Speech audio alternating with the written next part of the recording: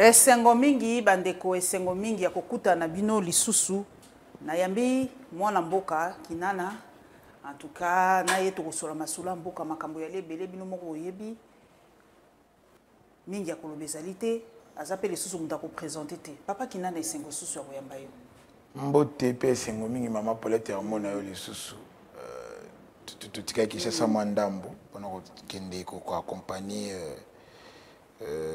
Raoul Mbosso azali mwana ya président Assemblée nationale qui se battre au niveau ya Kenge moni Christophe Mbosso na libota na yeba libatu moso ki ba ko soutenir yo ezala ba petit fils bango tout ba kotaka na vision pour travailler na matérialisation vision wana na liko pesa mbote nano na Christophe Mbosso pe bon retour na ye akenda ko représenter tata monzo ya école en Angleterre na couronnement ya roi Charles III le désormais roi mbote na tata mokonzo ya kolo fait santo ke Chilombo otoli ko soutenir vision peut-être ko singa na ba kongomani nyonso tout ba ko s'approprier vision wana pe ko réélire tata mokonzo ya kolo na 2023 OK mbote na ba kongomani nyonso tout ba ko zali ba ko landa biso à travers ma chaîne partenaire na bino merci pe félicitations na musala ko sala niveau parti na biso ba c'est pelaka na banalise na ningo tuni la mituna émission tout ça qui dernièrement voir même yé moko président ça mais ça c'est pelaka na ngoma kasi o pesa embote mingi papa Mbosso le patriarche mais na ko banda pe ko yo ko attaquer yo mbala moko papa na ngai kinana mais papa Mbosso pe makambo kitoko te toko yo ka autour de ye likambo nini papa Mbosso to yo ka kuna kura ya Kenge to yo ka koto yo stade to yo ka koto yo boye to yo ka koto yo boye mais papa yebisi biso papa Mbosso Ali motomoko ali hein parcours élogieux tout ça mais likambo nini boliko kotela biso courant na Kenge te ba lobby penza alingite ou a détourner soki makambo nini ya courant toko yoka kaka lokwa nana bouche autorisée mutazaka pembeni betela biso na likambo ya courant na Kengo toko yoka masolo malamu te ngala bombaka te na yoki PCP singa te yango na lukio na libina yeba nano éclairage par rapport ya likambo ya Kenge ou ya courant ou likambo nini kombo papa Mbosso komi na minoko ya bato Moi maman Paulette nazali ko regretter ngai ne na lina ba ICRD to kolela na kombo ya leki na yo buya moni if buya kenda ko zo mona bitinda ya tingi pululu mutandaki tingi pululu ko tinda ko kesombela ba papa mswa ko kende partout tangu alongo na komi ko landa ndeko kanyama na sima buya lokoti ya komisi assistant na ye buto sutuka ko moleka na TV sans déontologie journalistique sans connaissance à la TV populisme à rencontrer de n'importe quoi. Dossier SNEL Oyo et la victimisation et diabolisation balingi badembe la kola dit ça Christophe Mbosso Bosso tosalité. Christophe Mbosso ndé na benga raé course sonore ou mali muto asali parcours ya honneur ko banda ya commission bien malaki na tango ya conférence nationale souveraine ti lelo nan boyoka ya na dossier yibi ata sans franté. Voire même de Walingete linga kota na buzoba ya marambo ya ndeko Lusinde Oyo. Tu as rappelé que IGF bandi le loté. Christophe Mbosso est ministre. Il a eu 11 fois ministre. En tout cas, jamais qu'on a la cité dans le dossier à détournement. Normalement, Ndeko Lucine de temps va interpeller à SNEL et à l'Assemblée nationale parce que bah constater qu'il y avait une mégestion, à qui vision, à qui plan, à qui programme, projet à relance pour la SNEL.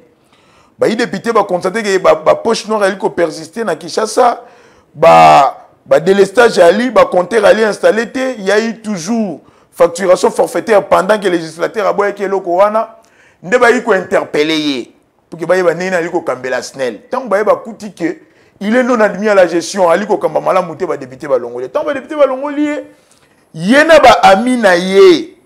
Notamment ndeko ya bintu ko benga ye confrère soki nani Israël Mutombo ba kangami na kombo ya Christophe Mbosso ote. Ce qui le signe d'Alongwe, c'est parce que Aboya qui coach courant na Kenge. Courant na Kenge est commis cadeau Lucine d'Alongwe qui a payé sa banne à Kwango to. C'est une Lucine de Fabrice ancien DG à SNEL Assemblée nationale recommandé qui va révoquer. Ah ok. Elle est cadeau Alongwe qui a payé sa banne à Kenge. Tout c'était un droit. Elle est promesse au chef de l'État ou comment un projet à gouvernement central. L'isolo na lindeli na 2019 tata monzo ekolo asalisaka forum électrique na Congo central a bengisaka ba exécutifs provinciaux presque ya 26 provinces na biso mobimba.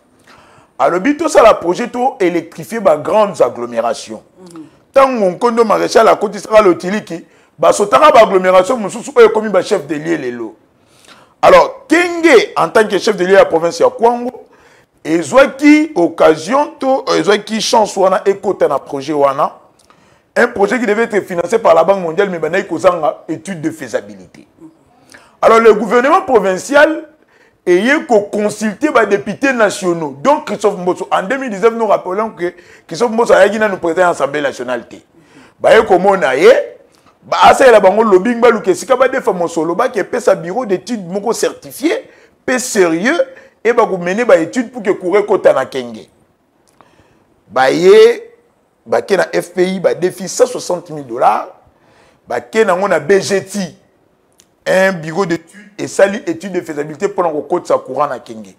Ba tali que courant pour kota na kenge et c'est ko ça la juste tirage, transport, il y a courant à l'île Bukangalonzo et Komati na Kenge. C'est facile, hein? Très facile parce qu'à Bukangalonzo, il y a du courant qui est stocké. Le courant, les transformateurs, ils ont tourné à vide. Il y a 75 MW et ça, la relogoté. Alors, c'est là qu'il faut assurer le transport de Bukangalonzo, ti Kenge, électrifié Kenge dans quelques localités au Baponaki.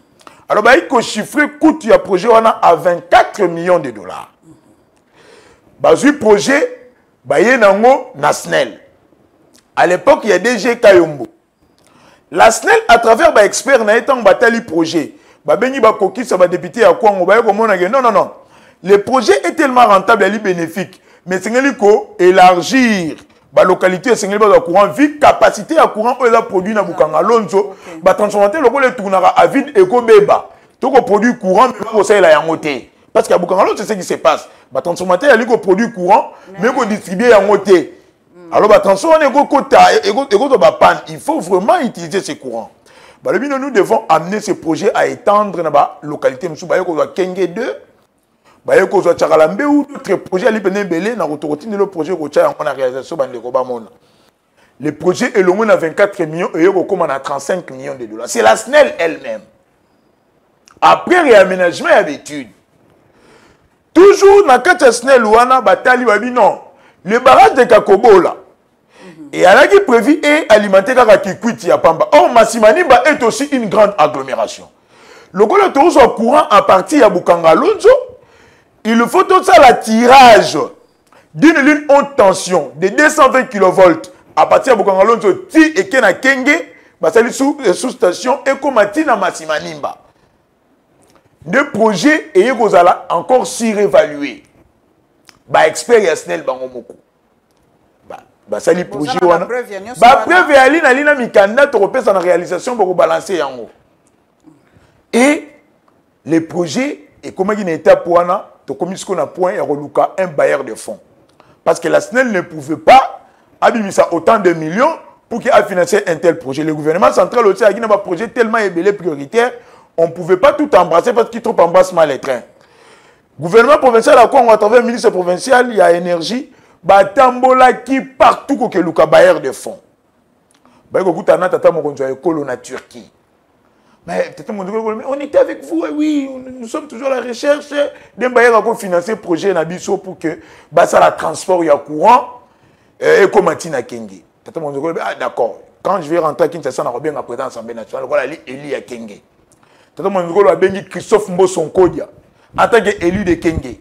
En tout cas, président de la République, ça a déjà projet, dans la business planning et à l'Eli, projet Oyo, ceux qui va côté ici courir comme à Kenge, on va créer une usine de transformation en gypsum. Gypsum est la matière première au bassin Sarana calcaire pour nous la ciment. En Afrique centrale, le gypsum est en Angola. Biso pour l'entreprise de salaire ciment à Namboka, au Silou, au Simco, au Soki toutes les entreprises où il y a salaire ciment, to importera gypsum na Angola. Maintenant, ce qui courait continue à Kenge, il y a une cité, Wamba, il y a tout un gisement à gypsum. Tu peux créer une usine, tu peux exporter en Afrique, Mobimba, Koto, comment on dépendre de la biso. Tu peux exporter en. Alors, c'était un projet, et attira qui. Bailleur de fonds, on a autant de monde qui donne nous taisons le nom. En disant qu'il faut payer Sambongo, on a pour que tout ça, la transport, il y a courant, il y a Kenge et environ. Le DG Rayombo a côté prison. Lucinde a commis DG. Tant que vous voyez a commis DG, on a assuré continuité. Il y a affaire, il y a à l'Indi. Voilà, il a voulu revisiter le contrat.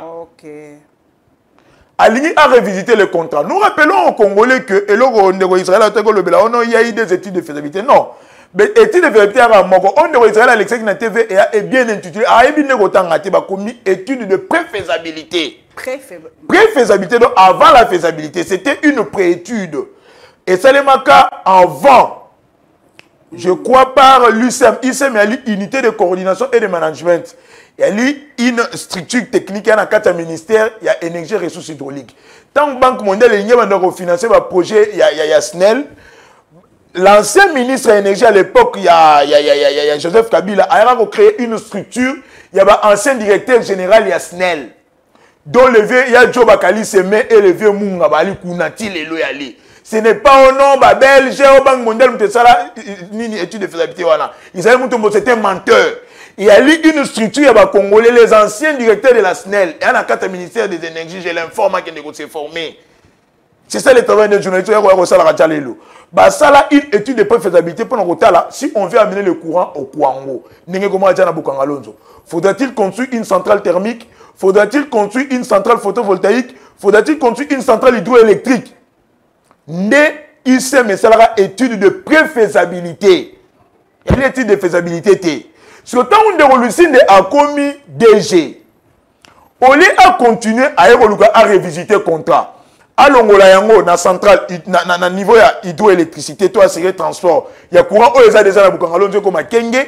Il y a aligné à centrale photovoltaïque. Il y a panneau, courant, il y a panneau. Or, courant auto, Kenge, il y a éclairage public et énergie de ménage.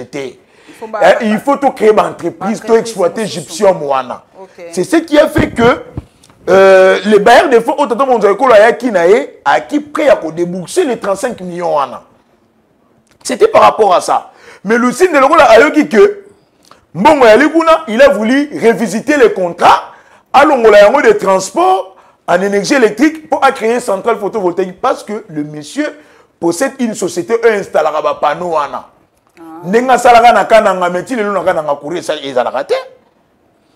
Il va mentir.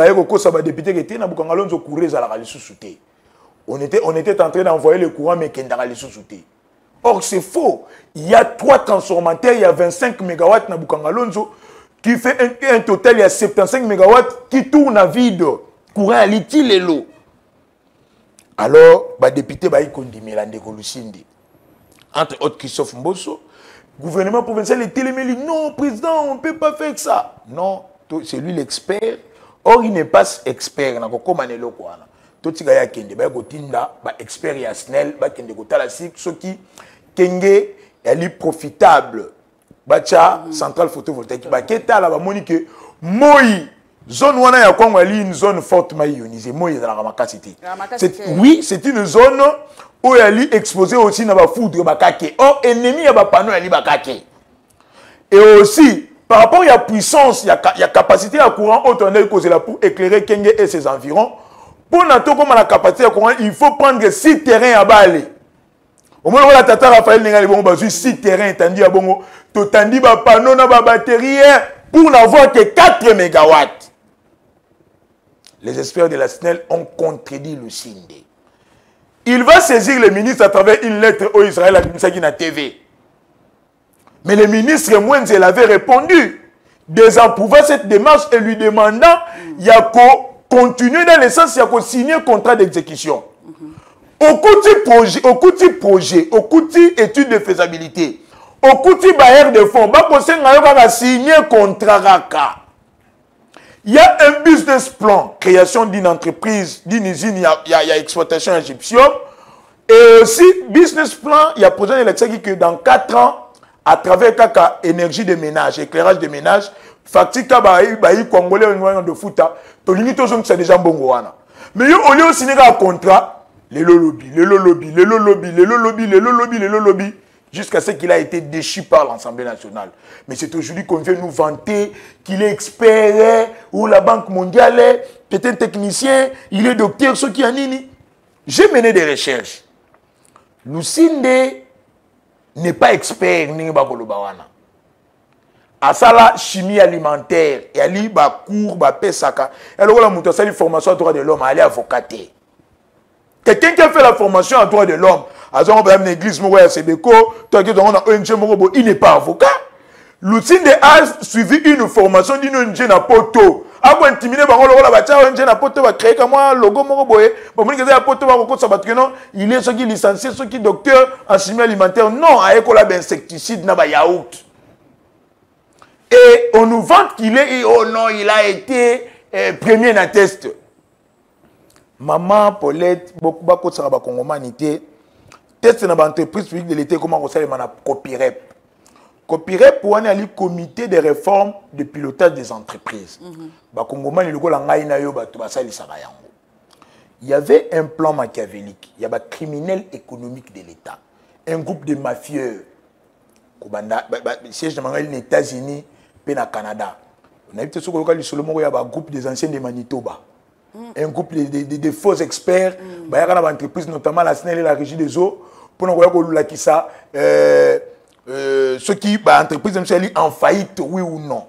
Mais ces groupes des anciens de Manitoba pendant un bon moment, ils n'ont jamais aidé la SNEL à relancer. Dont Lucinde fait partie. Alors ce groupe-là, des criminels économiques, ça la plan pour faire passer Lucinde. Quelles sont les conditions pour les test? Il faut déposer les CV. Critère, il faut dans la technicien, parce que c'est une entreprise technico-commerciale qui a un devoir de résultats. Il faut y avoir courant. De Lucinde, KV a pas évité. Soit tu n'es que signifie KV, non, c'est Kassavoubou. Non, kilovolt, il y a évité. Mégawatt a évité. Isaïe Moutombogué est devenu le défenseur de Lucinde. Il a répété plus de 4 fois. Oh, mégabyte est dans Internet, courant, mégawatt. Donc, et lui, et ses défenseurs, et ceux qui conseillent juridiques, ça lui permet un conglomérat de bouts grenés, pour comprendre les. Donc on nous amène vers un schéma où il y a médiocrité, incompétence, l'imbécilité scientifique, tout comme défendre dans la boca. Vous déposez les CV, si vous êtes réellement professionnel, vous devez défendre votre CV. Après, il faut les tests psychotechniques, ça là, même dans le téléphone, même un cordonnier peut le faire. Et après, il faut les interview. Parmi tous qui ont fait les tests, Nakotanga Lucinde, Dede Kodoro, qui a été directeur à la SNEL na Inga, Tingi Pouloulou, qui a été directeur à la SNEL, le directeur chargé d'études et de planification, Jean Moussomboa, et les autres. Mais c'est seulement un non-technicien, quelqu'un qui a landi ba formation ya ba yaourt, ne a gagné test, c'était un plan. C'est aujourd'hui qu'on comprend qu'il a eu des coups de pouce politiques. Il y a les amis de Lucinde, entre autres les Alinguettes et les autres. Quand il est passé, mais c'est quand même la vision. Mais tant que ça, aujourd'hui, il faut facturer le projet de Kenge, où est-ce que Christophe Mbosso n'est pas électricien? C'est un politologue. Christophe Mbosso est député. Il y a un bureau d'études, études, il y a SNEL en matière électrique. Elle était. Christophe Mbosso n'a été associé dans ce projet que lorsqu'il a fallu trouver un bon ça. Bureau d'études haute, qui na FPI 160 000 $, étant on est quoi assuré suivi parce que comment il promet le chef de l'État. Christophe Mbosso Ali, un allié sincère et fidèle, loyal, il a fait ça en tant que Chilombo. Il le soutient la vision. Taninga Bundara toujours, Kende. Pour lui, c'est fait ça en tant que Chilombo ou rien. Quand il y a une promesse, le chef de l'État à l'Andela et surtout que Salema qui n'a fief électoral naïe. Mais aujourd'hui, on s'accroche, on veut les saluer. Ok. Message qui en tout cas, Toyo qui pense que Nenge Papa Kina na lobby, bureau d'experts de Salaki Moussala, et ça, Papa Mbosso te mutu, après si ba conclusion, on a mengana tika lika kana likambo Papa Mbosso. Papa nanga il est là na tongo, batinde ninga ba image vraiment. Il y a quoi mutu, il y a côté wana biso na kati ya grand bandundu. Na yebi que Papa Mbosso ali patriarche monene. Mais batomi ba ko pointer peu du doigt. Ngai na bomba kate. Balobi mais Papa Mbosso ba ko sentir implication na été na ko sisa likambo entre ba yaka na bateki. Ba msu balobi ma Paulette Papa Mbosso kutu pa za na sima ya makambo. Papa kinana betela biso nanu. Sokola na lo Papa Mbosso par rapport ya likambo. Po kombo ne pe zotanga mana makambo ya bateki na ba yaka. Maman Paulette, nako yebisa ba Congomani ke ce qui ali na moto ali intègre ali peto pas parfait parce que la perfection te tikela ngonzambe Namambo Italie, je suis en chose publique, Peko Kambela Ekolo, quelqu'un qui est plus patriote que le patriotisme même, c'est Christophe Mbosso. Dans les Kamboya Kwamuto, on reconnaît les origines politiques. On reconnaît cette implication politique. On reconnaît les origines coutumières. Et on reconnaît cette infiltration. Entre autres, il y a Ilumbamou, les Rwandais, dont ça soit cédé une partie des terres. Au Rwandais, il y a la culture na bango vivrière, qu'on a la bilanga, na Ilumbamou, na Ngambo ya Brazzaville. Bisso parti CRD, il y a Christophe Mbosso. On a été victime, il y a conflit autant que Bandan et Bandeli. On a brûlé nos drapeaux. C'est le conflit que comme en politique, pourquoi? Parce que nos frères Teke, on les reconnaît que Baliba autochtone, il y a territoire où on a quoi monter. Le plateau de Bateke les appartient. Voilà. Mais Sikoyo, c'est un peuple qui vend beaucoup les terres. Bateka Kamingi. C'est comme ça que le peuple entre autres Baswahili, Bayaka, Baluba, Basomba pour na ça la Kabila ngana bango. Alors, bandeko ba utaki musika o bayaki ba comment qui plus majoritaire que bango moko ba autochtone. La nanga imalam. Donc bango ba englober bango kaka na bayaka. Ce n'est pas seulement bayaka, ba Swahili bali, ba luba bazali bayaka bazali ba pende les autres. Mais bango ne bengeli na bango ba englober ka bayaka. Mais tant que comme majorité qui bon pour des raisons électoralistes, bandeko o ya les autochtones de Kwamut ba yi komona que ceux qui ont créé ma ponomie, ils ne vont pas gagner. Il fallait créer des soulèvements politiques. Une main noire politique. Cette implication politique est bon. Qu'est-ce qu'ils vont faire? Influencer les coutumiers, les taxes. La redevance coutumière. Un chef coutumier dont on tait le nom ici parce qu'il est proche d'un politique. On le connaît, elle est proche de même parents qu'un politique congolais. Ake Matissa taxe, tant Matissa taxe, il y a eu un soulèvement de Oyobango englobé en Nabayaka. Et le fils de ce chef coutumier attira sur un yaka, c'est comme ça que Marambo Bandaki. Marambo Bandaki sont en plein Yamakasi. Les yaka majoritaires contre les teke minoritaires dans leur propre terrain. Le soi-disant Teke Yangambu à Brazzaville, comment ils cocatent ça avec des armes pour venir secourir leurs frères Teke au Bali Nangambu ya Bandelu. Pendant que les autorités compétentes politico-administratives pour apaiser la situation. Ah, donc Christophe Mbosso avait délégué une mission parlementaire. Il y a des députés qui ont consacré la situation.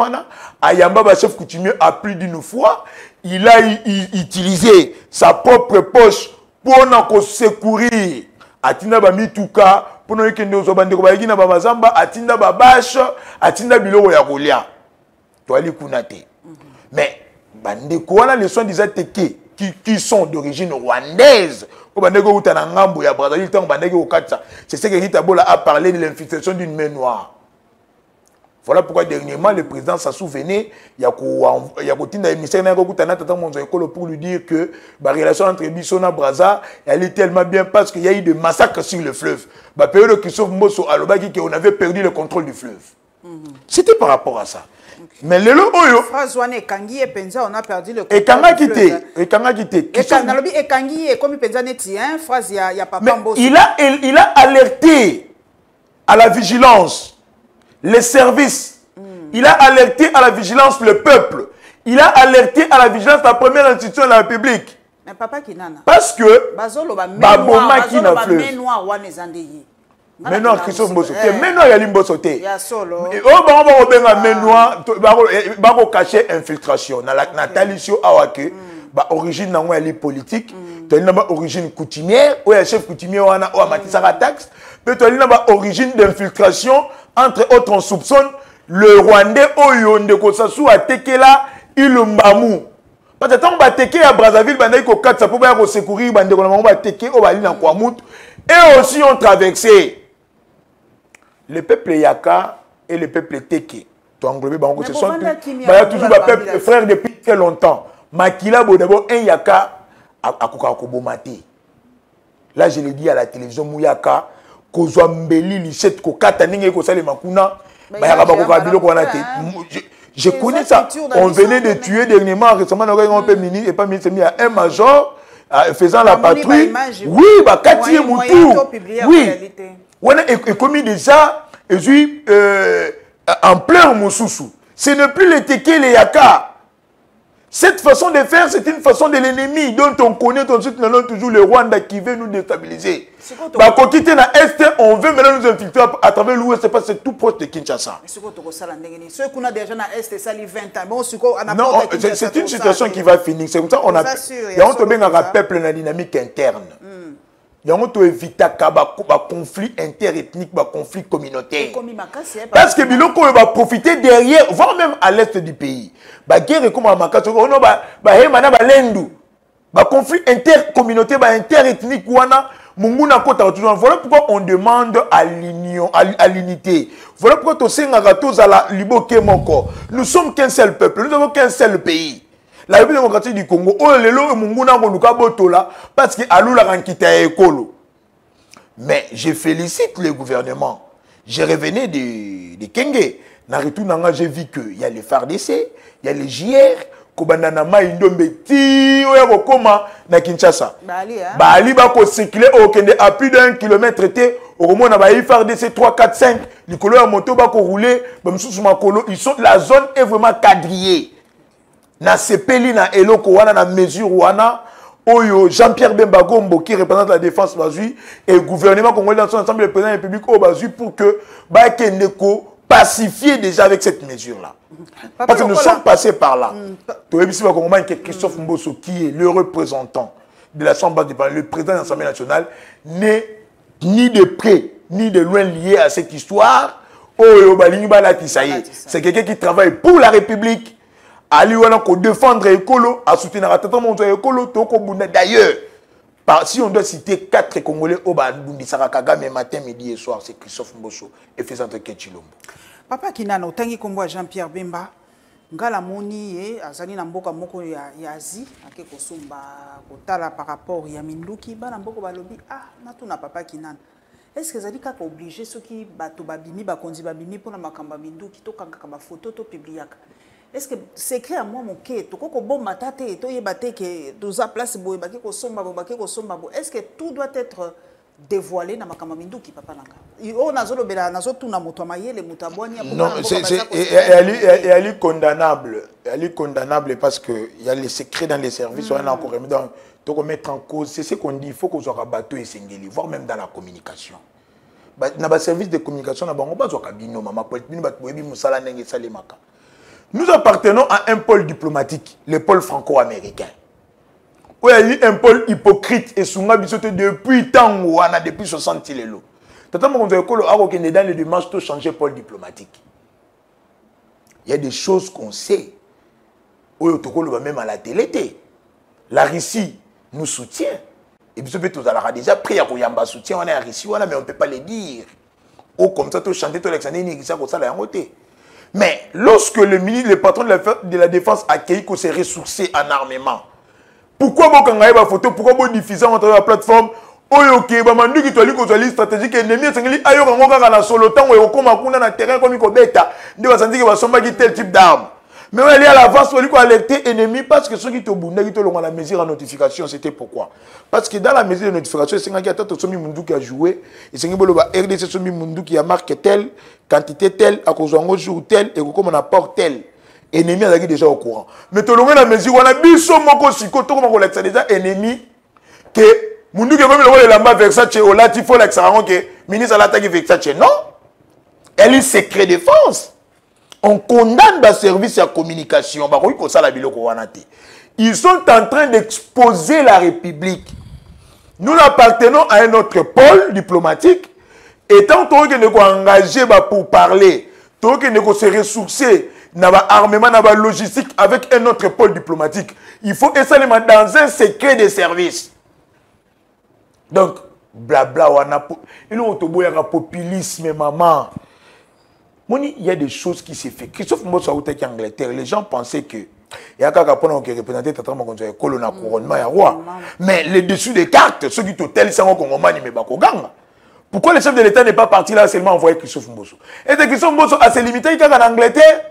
À comment il mais c'est ça, c'est ça l'État. C'est créer des services de Sengeli et Zalawana. Ce n'est pas tout on dit à la télé. Nous tout est allé à Golakisa. C'est pour ça même nous condamnons à Lingete. Oyo Alexandra Batumsala comme si IG fait bandika kanaye. À travers le populisme, aïe maintenant qu'on s'ingérer dans l'Assemblée nationale, aller qu'on tendre vers l'outrage au Parlement. À Lingete. Et c'est un simple inspecteur chef de service. Mais il y a un député avant de sanctionner le signe de Falaki Batounaye. En tant que qui, lui qui n'est même pas tout proche de la Cour des comptes, le député a le pouvoir du peuple. L'Assemblée nationale est souveraine. Mais à Lingete, avec l'ivresse du miel, c'est dit que le député s'est Batounaye pour qu'il soit sanctionné pour assurer un contrôle qui est parlementaire. Alingete, tu es tout faux et tu as dit tout faux aussi. Alali kobunga na démarche wana. Mais cette démarche-là, il y a les amis d'eux. Parce que c'est son ami, et c'est un gars qui défendre. Que Alingete nous dise, Lucine de DG de la SNEL, son ami qu'il veut défendre. La SNEL avait 52 comptes bancaires. 52 comptes bancaires. Mais il y a Lucine, c'est le meilleur gestionnaire. Qu'il vienne nous expliquer les 52 comptes bancaires au SNEL. La société KCC avait payé de l'argent à la SNEL. Et quand on a la compte Yanani, Lucine qui est le plus sérieux, il y a le plus sérieux. Avec le contrôle a priori, le contrôle que fait Lingete, c'est un contrôle a priori. Or, ce n'est pas ça le contrôle qu'il doit faire. C'est du vol. Au moins, Lingete, ça non, non. C'est du vol. Il a dit que maman. C'est du vol. Il répond, il vient. Lorsque son travail, c'est quoi? Tant où Ali DG va payer son bon, il doit assurer est-ce que le procédé est respecté. Tant va payer son bon, il faut zéla. Non, c'est du vol parce que y a un bon point pour ah papa, ouais les accusations mais il y a la COP et à Lingete et Israël Moutembo, ce sont des gens qui réfléchissent pas dans leur cerveau mais réfléchissent dans la poche na bango. Il y a un moment où Likambo Bakole Israël Moutembo accompagné Bakole pour que soit pourcentage. Ce que Lingete fait c'est du vol et c'est Ngeli Azelaka. Moutouassali Moussala, il vient maintenant contrôler. Mais Oyayara, a priori, c'est pour Boliana, beaucoup gérer Mbongoana. Ce que PCA, contrôle le la malam. Ce que PCA était, Nemabe. Nena Golobali Kamba SNEL, 52 comptes bancaires. Alingue, tu me dis qu'il a été à la SNEL. Qui vient expliquer. L'argent que la SNEL avait perçu dans KCC, et quand tu as un compte Yanani, je mets ma main à couper que c'était un compte bancaire il paraîtrait qu'il y a le compte bancaire de l'un des enfants de Lucinde. Alingete a contredire. Que Alingete nous dise sur quelle base Lucinde était en train de facturer la société Tenke Fongorume parce qu'il n'y avait pas de compteur. Alors, le législateur Tenke Fongorume se connecter à la ligne haute tension compteur et à la rater. Non, haute tension au Koufati. Non, compter. Non, Benda Koura à haute tension, société on est là. Si vous comptez, on ne sait pas quantifier quantité d'énergie ni basa les laka. Donc on est à la haute tension, non, ils se sont connectés à haute tension, dans la ligne haute tension. Pour passer sur la machine, c'est une société minière, il n'a pas la puissance, mégawattheure, il y a ébélé à ma case. Mais Kuna, il a déjà la mouga, on va vous donner 20 000, on va vous donner 40 000. Mais Alingue était là. Le législateur a interdit à ce que la SNEL ne puisse plus facturer forfaitairement abonné. On a créé une task force à l'époque, il y a DG Kayombo pour installer les compteurs. Quand Lucinde arrive à Bomi, task force wana pour donner les marchés à son frère qui était en Orange, Steve Lucinde. Alingeti était là. Qu'est-ce qu'Alingeti a fait? Il y a eu plus de 40 instructions permanentes. Instructions permanentes, il y a le gars là. Chris Mukendi, Alina Snell, Alina Nyongo, ya Chris Mukendi, à Kessenga Nyongo na Snell, bah ça les chèques. Par exemple, il y a 1 million. Mais ça qui va contrôler, on a Chris Mukendi, on a plus de 10 fois, mais si on a Snell. Je vous dis, j'ai des preuves, plus de 40. Il y a même des institutions permanentes qui même n'a plus de 2 millions de dollars. Nana chèque qu'on a donc Moutazo plus de 2 millions 5 fois national. Mais Alingeta a été là.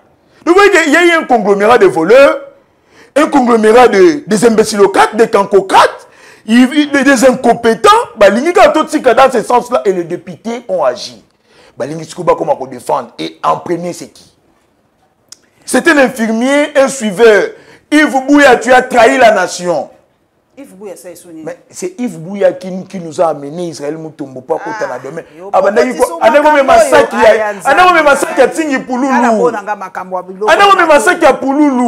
Mais Yves Bouya est le rotaire comme assistant. Maman Paulette, mon assistant Bobanda Kozwa. Ils connaissent quand même la science. Papa Nangato qui est dans l'Est de la République, dans l'Otiko Kutangawa, EAC Kaka, EAC Lelo Bazo Kutana Bato FRDC, Batala Kaka Ndenge, Makambango et Koloba. Mais Batou, Gala Kotika Kala Papa Mboso, quoi peut Zolo Balun Kama Assistant, quoi peut un assistant Papa Mboso, Natika Lipekana Papa Mboso. Balobi, Soki Tokomi Boui. Kaka Papa Mboso. Ah bon? Kaka Papa Mboso, po. Papa Mboso Balobi, après ça qui. Nini on a été traité tant on dit au côté balobi ba député ba traité qui en assemblée nationale ta on a décennies ya kokota na EAC balobi ba député ba traité ka ngote ye moko kaka na moi bureau na ye ba sali sali makambo kaka kwa to koti na EAC balobi na ngai mais po ba contingent et ya neti na Angola po contingent ya assemblée nationale na bango il faut loba na Kenya kuna abatinda soda il faut assemblée nationale na bango ye ba eloba ba mboka nyoso avant que moi likambo moko salema il faut assemblée nationale na bango eyeba biso watokoti na EAC balobi Papa Mboso kuto assemblée nationale ata solo ngalo kwa nazape na assistant ya Papa Mboso na ko attaquer pe bino babi soki lelo tokomi boy Papa Mboso eloba na mama Marie Mboso balobi faut tezaka yi Mboso c'est quelqu'un qui est respectueux des principes. Il n'a pas de règles, il n'a pas de texte, il y a la loi de la République. Ok.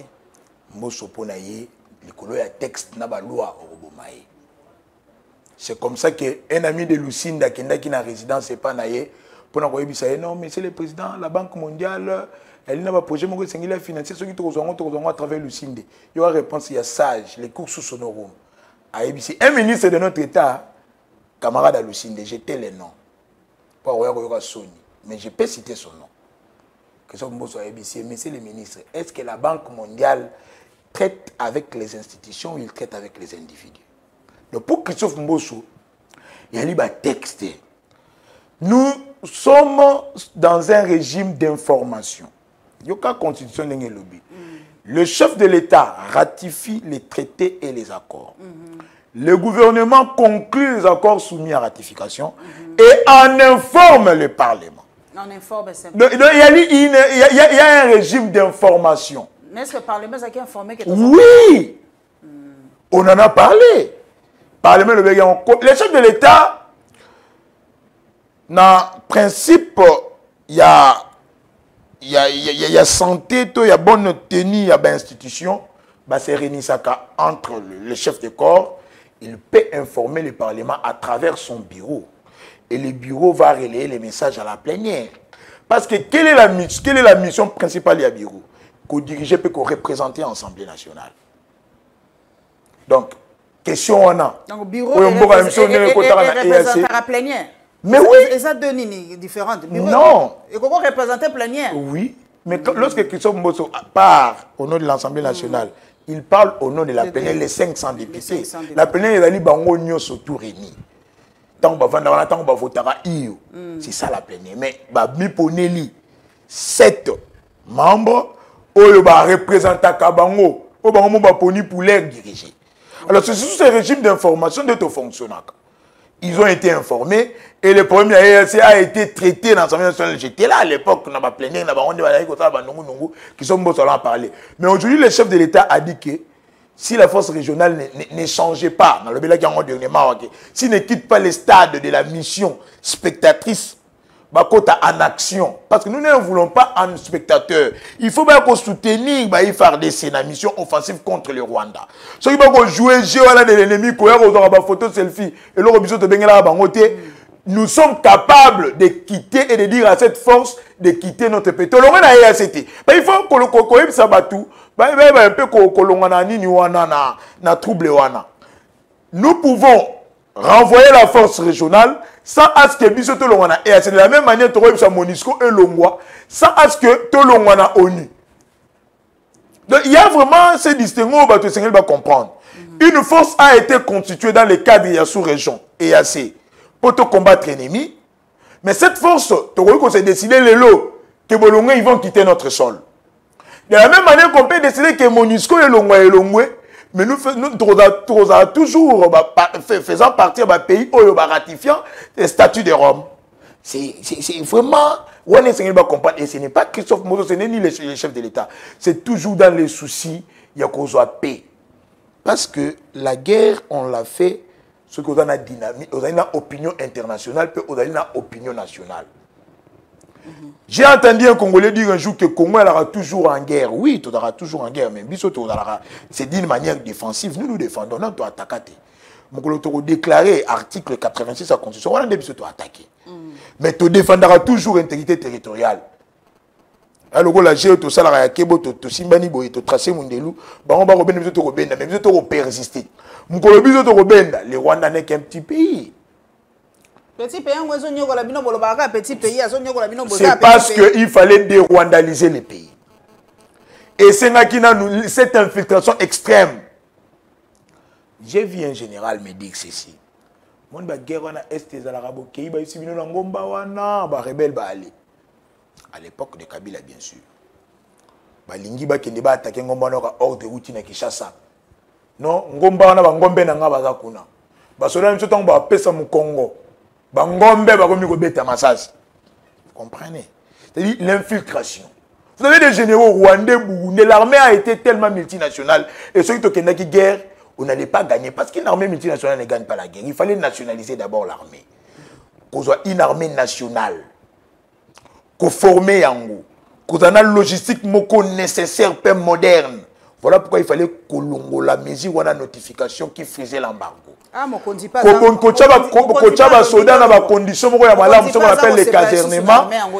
comme cela que tu reçois une armée dissuasive. Mais mon dit pas que c'est pas une armée et c'était ce que tu reçois.